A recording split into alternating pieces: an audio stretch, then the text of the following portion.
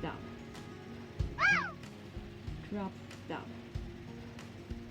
So, pansin nyo naman, isang malaking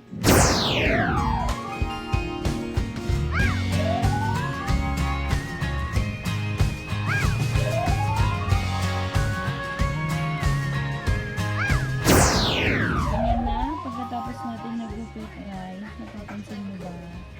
Yan ang ating gagawin crop top. So, tatahiin natin yung gamit ng ating kamay kasi wala tayong makina. Kaya kamay lang muna.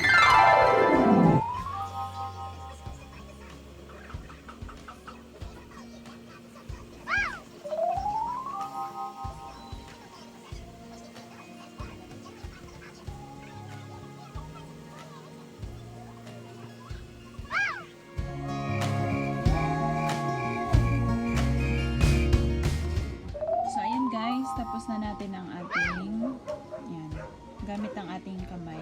So ngayon naman lalagay na natin itong ating garter para pasok natin siya dito sa loob. So, lalagyan natin siya dito ng aspirin. Susukat natin sa ating balikat. Yan. At ito yung isa. Lalagyan na natin ganyan. Lalagyan natin siya na push pin para sukat siya sa ating balikat.